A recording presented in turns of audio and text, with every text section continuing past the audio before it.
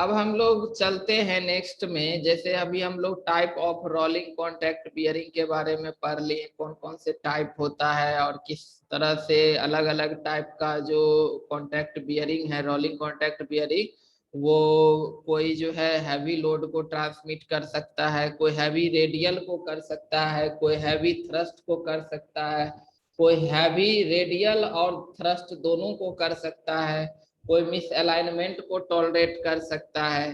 तो इस प्रकार से हम लोग टाइप्स में देख लिए। अब जो है जब हम लोग बियरिंग के ऊपर जाते हैं तो बियरिंग का हम लोग बेसिकली डिजाइन बोले कि कोई भी बियरिंग का जो सिलेक्शन करते हैं हम किसी पर्टिकुलर एप्लीकेशन के लिए, कि हमारे पास बहुत तरह का बियरिंग अवेलेबल है, लेकिन हम जरूरत भर ही हम बियरिंग का सिलेक्शन करते हैं। तो पहले चीज हम देखते हैं कि बियरिंग जो इस्तेमाल हो रहा है वो आपको किस रूप में इस्तेमाल हो रहा है, मतलब वो जिस रिलेटिव मोशन में है, दो मैकेनिकल पार्ट जहां पर रिलेटिव मोशन में है, तो वहां के उस दोनों पार्ट्स के बीच में ये बियरिंग फिट होता है, और ये वहां पर बियरिंग लगा देने से दोनों ही रिलेटिव मोशन वाला जो पार्ट्स है उसके बीच का फ्रिक्शन कम हो जाती है और हमारा पावर लॉस जो है वो कम हो जाता है।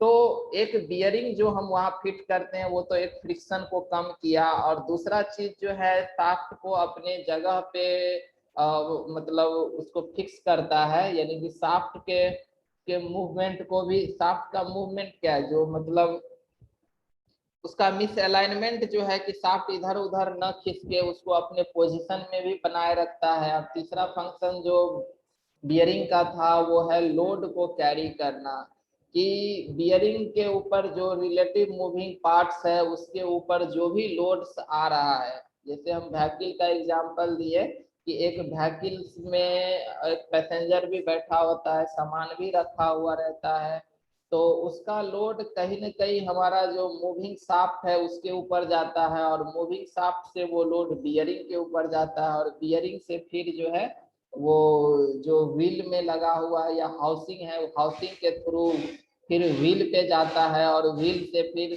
उसका जो रिम टायर ट्यूब जो लगा हुआ है उससे वो ग्राउंड में फिर चला जाता है। तो बीच में कहीं ना कहीं बियरिंग भी उस लोड को क्या कर रहा है, कैरी कर रहा है। तो अब जब हम बियरिंग का सिलेक्शन करेंगे वहां पर, तो बियरिंग के पास जो होना चाहिए वो लोड कैरिंग कैपेसिटी होना चाहिए, क्योंकि इस पर लोड भी लगता है। तो बियरिंग के पास इतना क्षमता होना चाहिए कि वो लोड को क्या हो, कैरी कर सके। फ्रिक्शन को कम तो करना ही है, इसको तो इस्तेमाल ही हम लोग कर रहे हैं कि ये रिलेटिव मोशन को अलाउ करे और फ्रिक्शन को कम करे, लेकिन साथ में बियरिंग के पास लोड कैरिंग कैपेसिटी भी होना चाहिए। तो बियरिंग के ऊपर जो लोड लगता है वो दो तरह का लोड लगता है, एक स्टैटिक लोड लगता है और एक डायनामिक लोड लगता है। जैसे कि हम व्हीकल का एग्जांपल लेते हैं कि एक एक व्हीकल्स है और इसमें जो मूविंग पार्ट शाफ्ट है, तो अभी जो है व्हीकल क्या है, रेस्ट में है। मान लीजिए कि ये रुका हुआ है व्हीकल, तो व्हीकल रुका हुआ है तब भी जो है व्हीकल का जो लोड है या उसमें जो रखा हुआ सामान है उसका लोड जो है वो बियरिंग के ऊपर जा ही रहा है। तो ये लोड जो हो गया वो उसका स्टैटिक लोड हो गया, कि जब वो रेस्ट में है तब भी बियरिंग के ऊपर क्या कर रहा है, लोड लग रहा है।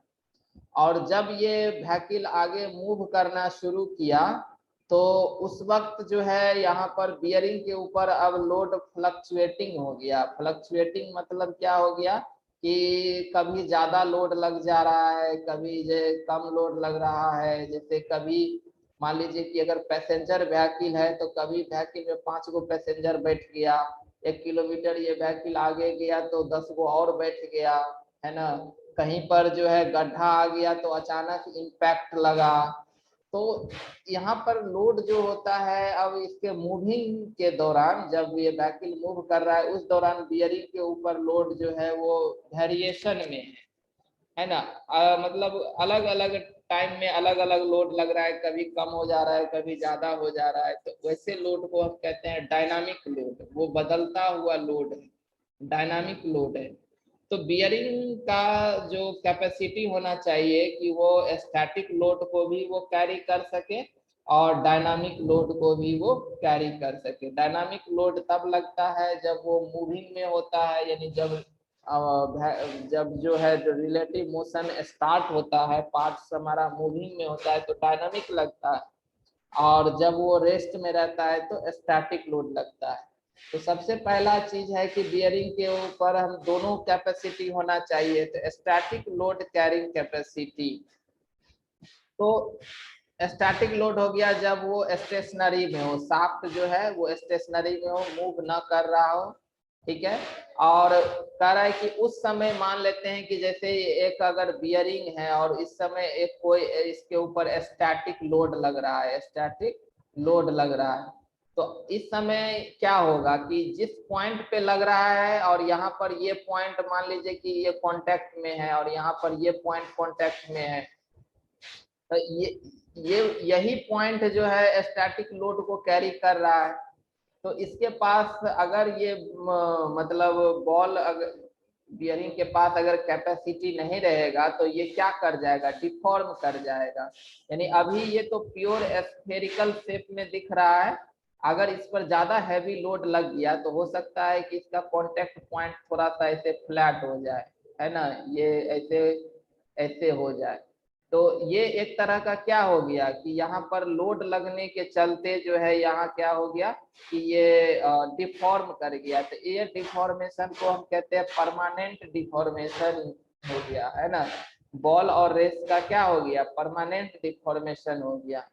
तो कह रहा है कि जो स्टैटिक लोड कैरिंग कैपेसिटी है बियरिंग को, वो हम लोग डिफाइन करते हैं कि the static load which correspond to a total permanent deformation of ball and races at the most heavily stressed point of contact equal to 0.001 of the ball diameter। अगर हम यहाँ पर बॉल के डायमीटर को अगर डी मान ले तो कह रहा है क्या कि स्टैटिक लोड जो कैरिंग कैपेसिटी जो होगा वो 0.001 डी, है ना।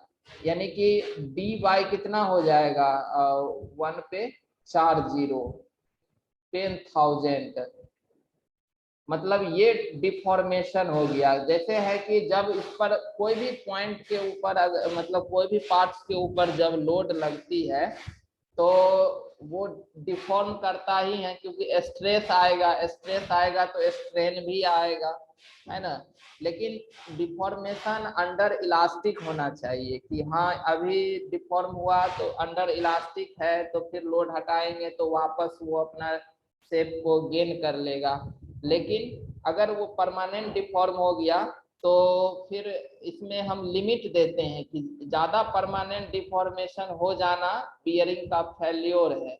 तो यहाँ पर स्टैटिक लोड कैरिंग कैपेसिटी कहने का मतलब ये हो गया कि जब बियरिंग के ऊपर जो लोड लग रहा है उस लोड के कारण जो इसमें डिफ्लेक्शन होगा वो मतलब इस वैल्यू से ज्यादा नहीं होना चाहिए। मतलब हो गया कि 0.0000001 डी, यानी कि डायमीटर अगर मान लीजिए कि कोई भी 20 mm का है तो इसको हम लोग जो है 0.0001 से गुना कर देंगे। अब ये जितना mm आएगा यानी ये कितना आ जाएगा, तो ये आ जाएगा 0.002, ये आ जाएगा, है ना। तो ये इतना mm से ज्यादा डिफॉर्मेशन नहीं होना चाहिए। अगर इससे ज्यादा डिफॉर्मेशन हो गया तो इसका मतलब ये हो गया कि बियरिंग के पास स्टैटिक लोड कैरिंग कैपेसिटी नहीं है, वो फेल है, वो ये गिवन लोड एप्लीकेशन के लिए ये सुटेबल नहीं है। तो इसका मैक्सिमम लिमिट है ये कि जब हैवीली स्ट्रेस हो, मतलब जब उस पर कितना भी लोड लगे लेकिन इससे ज्यादा उसमें डिफॉर्मेशन ना हो, ये स्टैटिक लोड के लिए है, ठीक है। तो स्टैटिक लोड कैरिंग कैपेसिटी जो होता है जब हम लोग डिजाइन करते हैं या बियरिंग का सिलेक्शन करते हैं तो डायरेक्टली जो है मैन्युफैक्चरर कैटलॉग्स एक मतलब बुक होता है, मैन्युफैक्चरर कैटलॉग से एक बुक है जिसमें अलग अलग रेंज में जो है अलग अलग टाइप के डायमीटर का सिलेक्शन है, मतलब हर लोड के लिए अलग अलग। अब मान लीजिए 50 न्यूटन है तो 50 न्यूटन लोड के लिए कितना डायमीटर बॉल तक हम लोग रख सकते हैं, तो वो बॉल के मटेरियल पे निर्भर करता है, बॉल के साइज पे निर्भर करता है, तो वो सब कैटलॉग बुक में जो है वो दिया रहता है। तो हम लोग डायरेक्ट जो है वो ये एक्सपेरिमेंटली वैल्यू है तो कैटलॉग से ही सेलेक्ट करते हैं। तो इसीलिए स्टैटिक लोड कैरिंग कैपेसिटी जो है हम लोग को यहाँ बियरिंग में बियरिंग डिजाइन में जो है वो डिजाइन करने का जरूरत नहीं है, इसको डायरेक्टली उस कैटलॉग से ले लिया जाता है। तो इसीलिए यहाँ बस सिर्फ हमको टर्म को जानना है और यहाँ पर हम इसको डिजाइन के लिए कोई अलग से कोई फॉर्मूला वगैरह या कोई प्रोसेस वगैरह हम यहाँ पर यूज नहीं करते हैं। ठीक है, वही चीज यहाँ पर दूसरा है कि डायनामिक लोड कैरिंग कैपेसिटी, ये ज्यादा इम्पोर्टेंट है और बियरिंग फेल्योर का जो सबसे ज्यादा मतलब चांसेज है वो डायनामिक लोड ही है, क्योंकि कोई भी बियरिंग अगर डायनामिक लोड को कैरी करने में सक्षम है तो वो ऑलरेडी स्टैटिक लोड को कैरी करने में सक्षम है, क्योंकि डायनामिक लोड जो होता है वो स्टैटिक लोड से हायर वैल्यू ही होता है। तो हमको मेनली ध्यान देना है किसके ऊपर, डायनामिक लोड कैरिंग कैपेसिटी के ऊपर। तो पहले तो हम यहाँ इसको डिफाइन करते हैं। तो जैसे डायनामिक लोड को बारे में हम बता दिए कि डायनामिक लोड जो होता है वो हमेशा बदलता हुआ लोड है, ये कभी बियरिंग के ऊपर एक जैसा लोड नहीं लगता है, वो हमेशा फ्लक्चुएटिंग रहता है, तो उसको डायनामिक लोड कहते हैं। तो डायनामिक लोड कैरिंग कैपेसिटी को अगर हम डिफाइन करें तो ये कहता है कि radial load in radial bearing, अगर हम लोग रेडियल बियरिंग इस्तेमाल कर रहे हैं तो उस पर रेडियल लोड लगना चाहिए। अगर थ्रस्ट लोड लग रहा है तो वो बियरिंग थ्रस्ट हो, तो चाहे रेडियल बियरिंग हो, रेडियल बियरिंग के पास रेडियल लोड कैरिंग कैरिंग की कैपेसिटी होती है, थ्रस्ट बियरिंग के पास थ्रस्ट लोड को कैरी करने का कैपेसिटी होता है। तो कोई भी बियरिंग हो, यानी कि जब उसके ऊपर अगर हम लोग जैसे रेडियल, अगर मान लेते कि रेडियल बियरिंग है और रेडियल लोड लग रहा है, तो वो जो बियरिंग है वो कम से कम 1 मिलियन रिवॉल्यूशन लाइफ उसका होना चाहिए। जैसे कि यहाँ पर मान लीजिए कि ये आउटर रेस है और इनर रेस है, इसमें क्या है, नंबर ऑफ बॉल्स है। तो नंबर ऑफ बॉल्स लगा करके हम बियरिंग असेंबली बनाए हैं। तो अब हम इसकी लाइफ को कैसे डिफाइन करेंगे कि बियरिंग का लाइफ कितना है। बियरिंग का लाइफ तो यहाँ समय से तो हो नहीं सकता है, समय से होने का मतलब ये हो गया कि ये बियरिंग 5 साल ये चला या 10 ईयर तक यूज हुआ, तो हम ऐसे नहीं कहेंगे कि ये बियरिंग मतलब हर बियरिंग जो हम दुकानदार से खरीदेंगे वो 10 ईयर एज रहेगा, ऐसा तो होगा नहीं। ये तो अब हमारे यूज करने के ऊपर है और उस पर मतलब लगाने वाला लोड के ऊपर है। अगर हम सब दिन व्हीकल्स को अगर हम लोग चलाएंगे है नहीं और घर में ही रखेंगे बंद करके, तो ये बियरिंग 10 साल का क्या 50 साल चलेगा, है ना। लेकिन इसका अगर हम डेली दिन रात यूज कर रहे हैं तो हो सकता है ये 1 साल में खराब हो जाए। तो बियरिंग का जो लाइफ होता है वो उसके रिवॉल्यूशन से होता है। कि यहाँ पर देखिए, या तो आउटर रेस, इन दोनों में से कोई एक स्टेशनरी होगा और एक रोटेशन में होगा। अगर आउटर रेस स्टेशनरी है, इनर रेस रोटेट कर रहा है, तो इसका मतलब टोटल रिवॉल्यूशन 1 मिलियन होना चाहिए, यानी 10⁶ रिवॉल्यूशन होना चाहिए। तो फिर हम लोग ऐसे बियरिंग को अच्छा बियरिंग मानते हैं कि इसके ऊपर कोई भी लोड लगे। जैसे इस पर अगर हमारा कोई भी एक लोड लग रहा है W, रेडियल लोड मान लेते हैं कि रेडियल लोड इस पर W लग रहा है, और इस लोड के अंडर अगर ये बियरिंग 1 मिलियन रिवॉल्यूशन को कंप्लीट करता है तो फिर इसका मतलब सिलेक्शन जो है वो ठीक है, मतलब इस बियरिंग का इस्तेमाल हम लोग कर सकते हैं। तो वही है कि डायनामिक लोड कैरिंग कैपेसिटी जो होता है कि रेडियल लोड को अगर रेडियल बियरिंग या थ्रस्ट लोड को थ्रस्ट बियरिंग पे लगाएंगे तो वो कम से कम जो है 1 मिलियन रिवॉल्यूशन को कंप्लीट करे, तो फिर मतलब वो उसका डायनामिक लोड कैरिंग कैपेसिटी कहलाता है। ठीक है, तो क्योंकि डायनामिक लोड है तो ये फ्लक्चुएटिंग है, और फ्लक्चुएटिंग लोड के अंडर जो भी मैकेनिकल पार्ट्स होता है और उस पार्ट्स का जो फेल्योर होता है वो उसका फटिग फेल्योर कहलाता है। ऐसा हम लोग पहले के चैप्टर में भी पढ़े हैं फटिग फेल्योर के बारे में, कि कोई फटिग फेल्योर वो फेल्योर होता है कि जब कोई भी mechanical part under dynamic load या फ्लक्चुएटिंग लोड में होती है तो वो अपना यील्ड लिमिट से पहले ही फेल कर जाता है, तो उस फेल्योर को फटिग फेल्योर कहते हैं। तो यहाँ भी बियरिंग के ऊपर क्या है, डायनामिक लोड लग रहा है, तो उसका भी जो फेल्योर होगा वो फटिग फेल्योर ही होगा। तो हम लोग को यहाँ पर उसका लाइफ को अगर हम फाइंड करना चाहते हैं तो उसके फटिग क्रैक पे ध्यान देना होगा कि मतलब हो गया कि उसका फटिग लाइफ ऑफ जो बियरिंग होगा वही उसका मतलब लाइफ होगा बियरिंग का। तो रेटिंग लाइफ, अब रेटिंग लाइफ क्या होता है कि जैसे अब इस बियरिंग में हम लोग मान लीजिए कि 10 गो बॉल यूज कर रहे हैं, 10 गो बॉल बियरिंग यूज कर रहे हैं। अब बियरिंग फेल करने का मतलब ये नहीं होता है कि इस 10 गो में से एगो बियरिंग फेल कर गया तो ये मतलब पूरा बियरिंग फेल कर गया, ऐसा नहीं होता है ना। मतलब हो सकता है कि कभी इसमें एक बॉल खराब हो जाए, दूगो बॉल खराब हो जाए, तो हम लोग सिंपली एगो दूगो बॉल को निकाल के बदल देते हैं, है ना।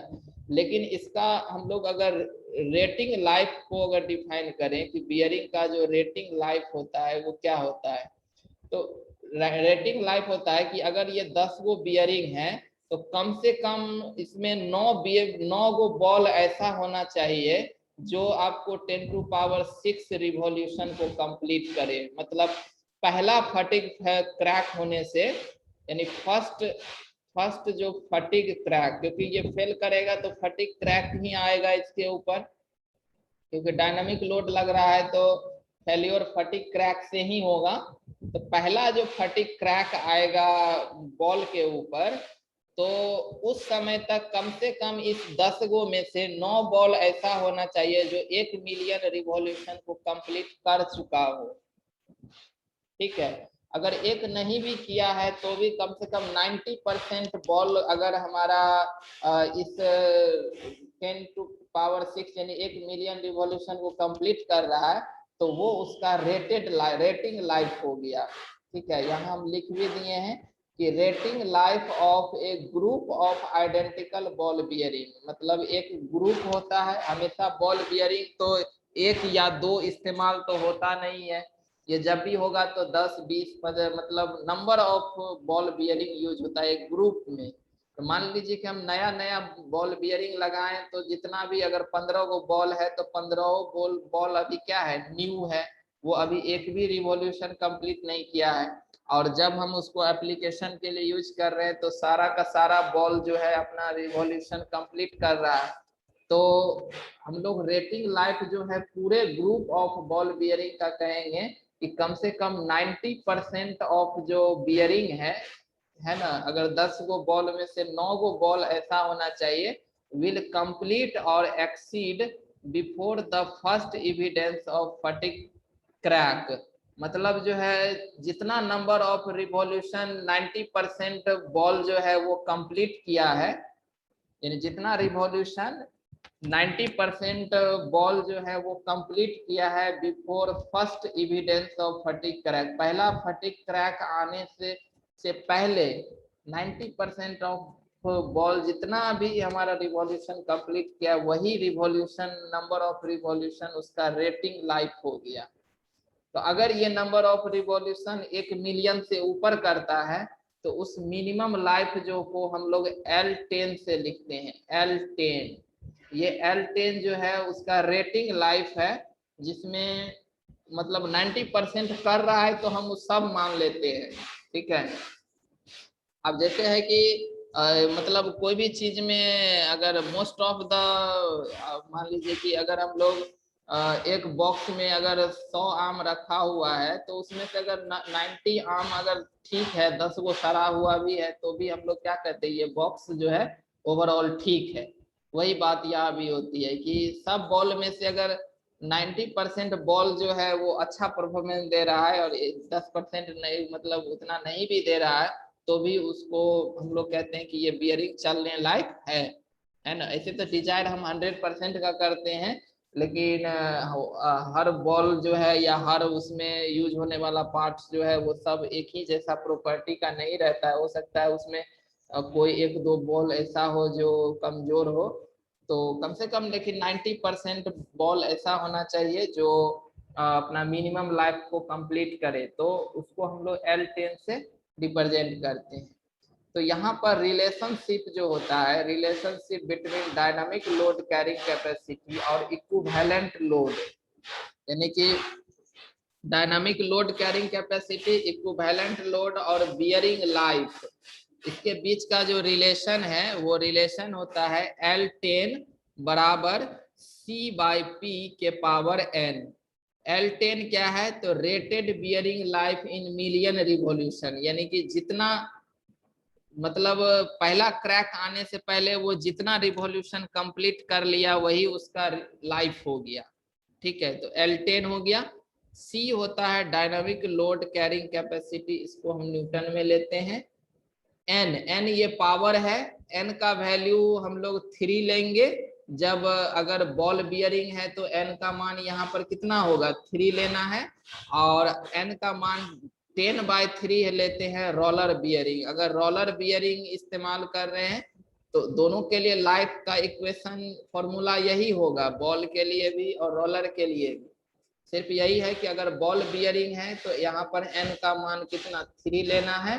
और अगर रोलर बियरिंग का रेटेड लाइफ निकाल रहे हैं तो उसका मान जो है 10/3 लेना है। ठीक है, अगर ये तो मिलियन रिवॉल्यूशन में हो गया, ये लाइफ क्या हो गया, मिलियन रिवॉल्यूशन में। अगर मान लीजिए कि लगातार अगर वर्किंग में है, या फिर मान लीजिए कि हम लोग लाइफ ऐसे निकाले बियरिंग का कि जैसे अभी 1 घंटा मशीन चलाए तो 1 घंटा तक बियरिंग जो है रोटेट किया है, फिर हम बंद कर दिए हैं, अब 4 घंटा बंद कर दिए, फिर कभी गए तो फिर आधा घंटा चलाए, तो फिर आधा घंटा के अंदर भी वो रिवॉल्यूशन किया है। तो इस तरह से अभी हम क्या कहेंगे कि अगर अभी भी बियरिंग हमारा सुरक्षित है तो कहेंगे कि अभी बियरिंग जो है 1.5 घंटा तक क्या है, चला है ना। तो अगर हम रेटिंग लाइफ को आवर में निकालना चाहते हैं कि कितना घंटा तक वो यूज हुआ है, तो उसके लिए ये रिलेशन है कि ये देखिए L10 बराबर C/P के पावर n, ये आएगा किस में, मिलियन रिवॉल्यूशन में। ये क्या आएगा, मिलियन रिवॉल्यूशन में। ठीक है, तो इसको हम लोग क्या कर देंगे, 10⁶, 1 मिलियन रिवॉल्यूशन में 10 के पावर 6 होता है ना। और यहाँ पर हो जाएगा 60 n इंटू LH।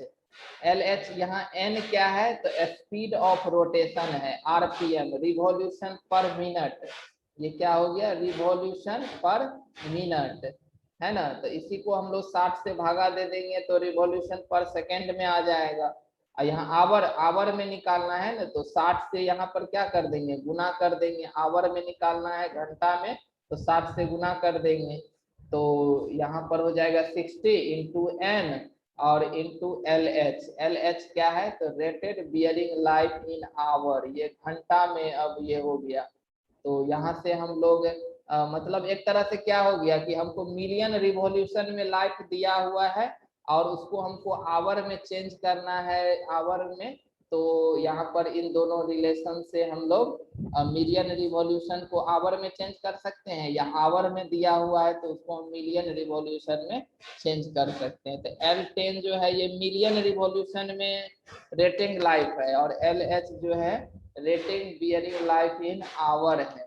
और यहाँ पर जो P है, ये P है इक्विवेलेंट बियरिंग लोड, है ना। ये यहाँ पर ये इक्विवेलेंट बियरिंग लोड है। अब यहाँ इक्विवेलेंट का मतलब क्या है, तो इक्विवेलेंट का मतलब ये है कि अब जैसे बियरिंग के ऊपर कभी थ्रस्ट भी लगेगा, कभी जो है तो क्या लगेगा, मतलब रेडियल भी लगेगा, है ना। तो अब कभी थ्रस्ट लोड लग रहा है, कभी रेडियल लोड लग रहा है, तो हम लोग अब कैलकुलेशन करने के लिए कोई एक लोड को कंसीडर करना होगा।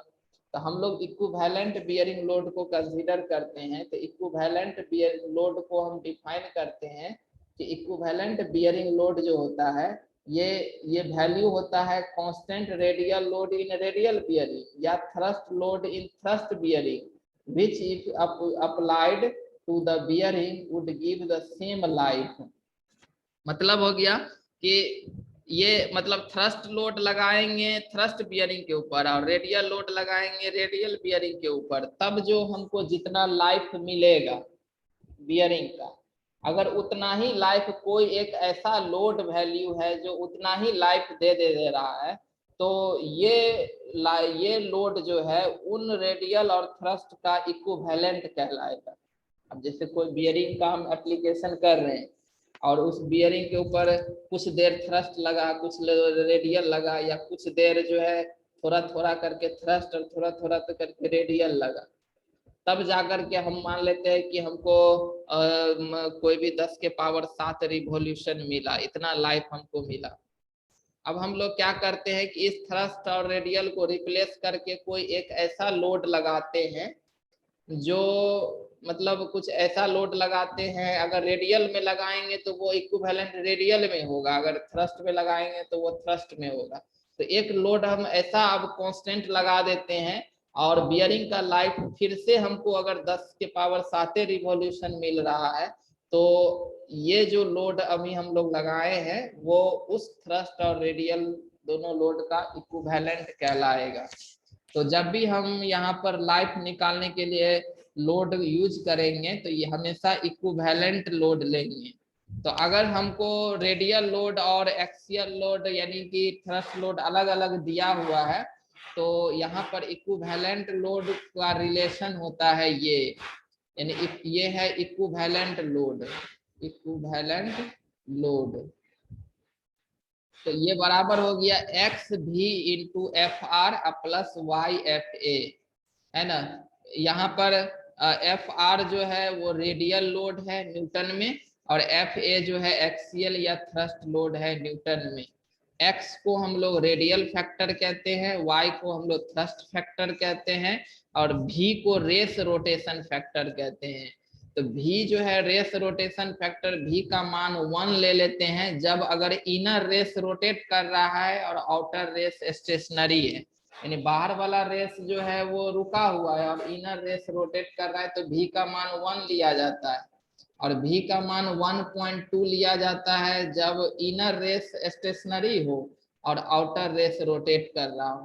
तो इस तरह से अगर हमको रेडियल लोड और एक्सियल लोड दिया रहेगा तो इन दोनों को इस फॉर्मूला की मदद से हम लोग इक्विवेलेंट लोड निकालेंगे, और जब इक्विवेलेंट लोड निकल जाएगा तब यहाँ पर हम लोग इस लोड की वैल्यू को हम लोग इस रेटिंग लाइफ में पुट करेंगे, तब जाकर के हमको बियरिंग का क्या निकल जाएगा, रेटेड लाइफ निकल जाएगा, है ना। तो ये था हमारा डायनामिक लोड कैरिंग कैपेसिटी और rating life of the bearing.